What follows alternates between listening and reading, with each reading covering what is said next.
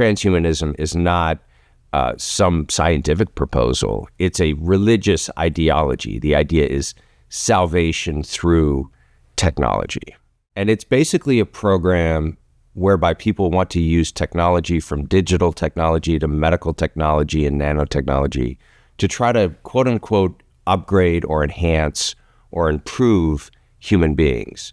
So rather than using medical technology to make sick people well or to heal disease, for example, they would propose using biomedical technology to make perfectly healthy people, quote unquote, better than well, bigger, faster, stronger, smarter. So the idea of creating a sort of superhuman or a sort of second upgraded, more evolved species of human being through technology, that lies at the heart of transhumanism.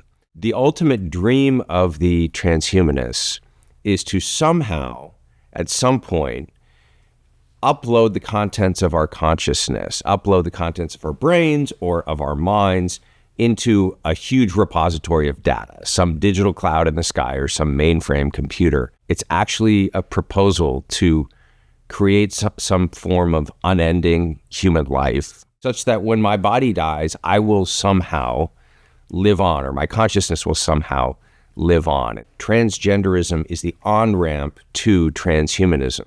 You see the basic underlying principles in both ideologies are more or less the same. The idea that my body, my physical embodiment doesn't really matter. It can somehow be altered or discarded, or it's just sort of raw material that I could use medical technology or other technology to alter or to do more or less anything I want. AI also has a potential relationship to transhumanist ideology, because many of the transhumanists, for example, Yuval Harari, have proposed that human beings are basically what he calls hackable animals, and that we can use AI to surveil and monitor individuals, not just in terms of where we go and what movies we watch and what things we purchase online, all of the kind of data that's currently being harvested when we engage with digital technology.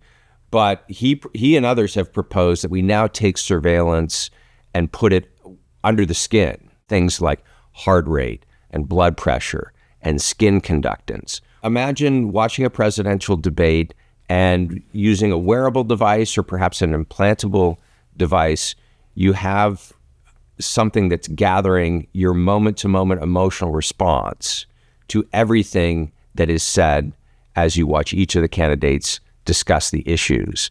And that is being uploaded into the cloud somewhere. Well, anyone who has access to that data can know exactly what you are thinking and feeling about each of the things that transpires during that debate and each of the issues discussed, even if you never say a word, right? So that's the level of intrusion on our privacy. That's the level of surveillance that could potentially occur when we start melding this digital technology with biometric data and using that biometric data essentially to monitor exactly what people are thinking and feeling. What we're going to end up with, if we embrace the transhumanist ideology, is a race of people and a culture that has become increasingly dumber and that is embracing the means not of enhancing our life or even producing eternal life, but we're going to embrace means that end up becoming dehumanizing. And we're going to end up embracing a philosophy that leads us in the direction of death and destruction.